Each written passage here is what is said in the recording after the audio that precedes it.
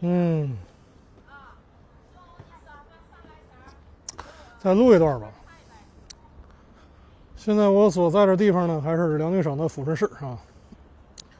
但是现在呢，我到了抚顺的城北啊，就是浑河的北边。那边呢是抚顺浑河北边那个城区啊。现在这个地方呢是高尔山。上高尔山呢，主要看这个，就是高尔山辽塔。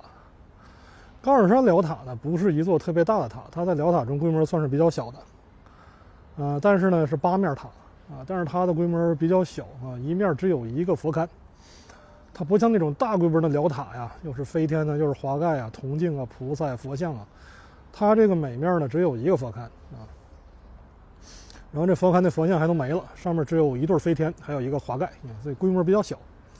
但是呢，一般来说，这种规模比较小的辽塔呢，它都是8面。它这个呢是不是这种规模比较小的辽塔呢，都是6面，它这个是8面。然后呢，1、2、3、4、5、6、7、8、9级啊，8面9级。底下的须弥座呢，几乎已经看不清了啊。这个塔呢后来修过，因为日俄战争的时候呢，刚才我看这边有一个介绍啊，那个介绍上说什么呢？说日俄战争的时候呢，日军跟俄军呢曾经在抚顺打过一仗，最后俄军跑到高尔山上了，然后日军呢为了炮轰山上的俄军，给这塔来了一炮啊。但是来了一炮之后，这塔修的还行，虽然没有塌，因为辽代的古塔它不是空心的，这空心的它一定就是塌了，它空心的一定就是塌了。但是呢，因为它是实心的，里头都是夯土，所以挨了一炮它没事啊。那时候炮弹基本都是实心炮弹，所以说这个塔呢，留到现在，但是留到现在之后修过之后呢，基本上它除了这个飞天和华盖之外，细节全都没有了。底下那个须弥座看的也不是很清楚了啊，就是这么座辽塔。这个塔没什么好说的，因为它损毁太严重了。损毁太严重了，是吧？它底下的须弥台已经完全看不见了，就是它里头莲台啊、须弥台这些东西，已经完全看不清了，都被砖给包上了。上面这个佛座上那个佛像也都没了，然后上面只能看见残存的飞天跟华盖了。它这个飞天跟华盖也是那种砖雕的，它不是那种高浮雕的，是那种就是2个小砖块，往上印点图像那种的，所以这塔没什么好说的啊。只是年代上还是做辽塔，但实际上细节上已经没有什么好说的了啊。然后那边呢还有一个观音殿，就是高尔山下边下山的道上还有一个观音阁啊，里头有4面观音。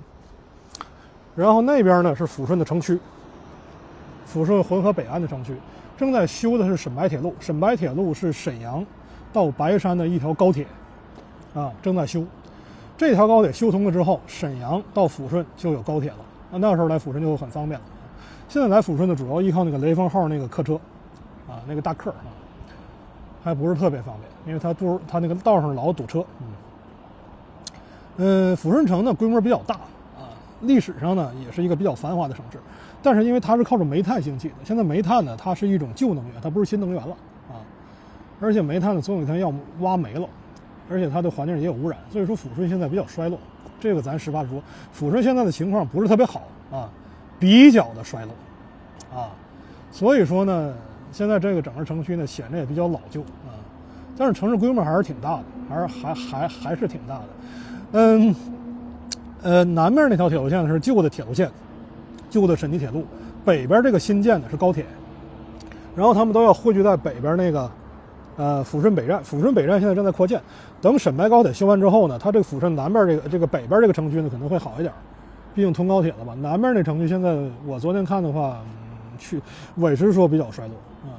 怎么看出来呢？就是街边很多高楼大厦都是空的啊，街边很多高楼大厦都是空的，没有人啊，因为它这个挨沈阳比较近吧，虹吸现象，人口也比较跑的也比较多，都到大城市去了。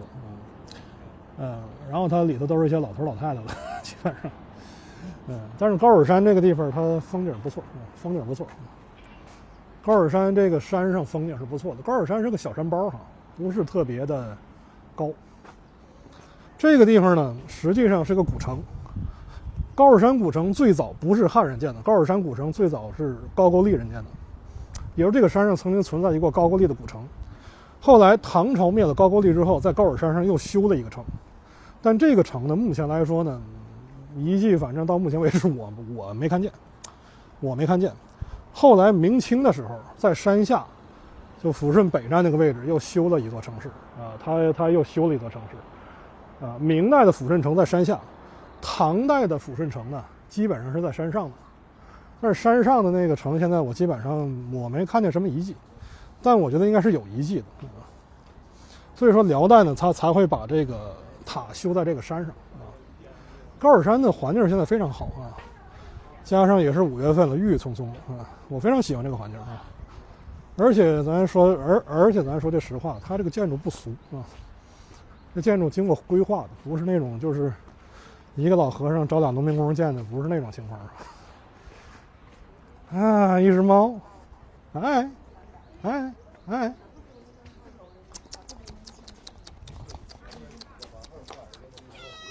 喵！我知道的奸夫就是你，因为我刚才看见一只母猫怀孕了。我高的怀就是他干的，是不是你干的？是不是你干的？是不是你干的？那只母猫怀孕了，是不是你干的？哦，我看，哎，这好像也是只母猫，它不是公猫，那我错怪它了。唉。他们还坐着。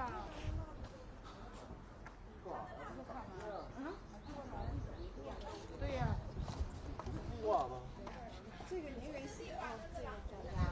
他这边说话跟我们这边不一样了。因为辽新说话呢是河北口音，辽东人说话基本都山东口音，他这边说话跟我们这儿不一样，所以我能在这地方我就像个外地人了。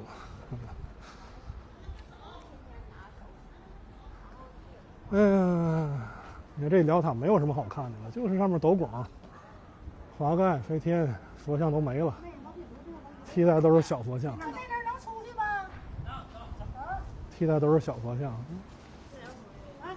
底下的这个莲台啊、须弥座全都给磨没了，因为日俄战争的时候嘛，高尔山辽塔还行了呢。日俄战争的时候，俄军跟日军打那个奉天会战的时候，直接把沈阳白塔铺那白塔给打没了。否则沈阳白塔铺之前是有座明代的多层的砖塔的，结果日本人跟俄国人打奉天会战的时候，一炮把那塔给轰没了。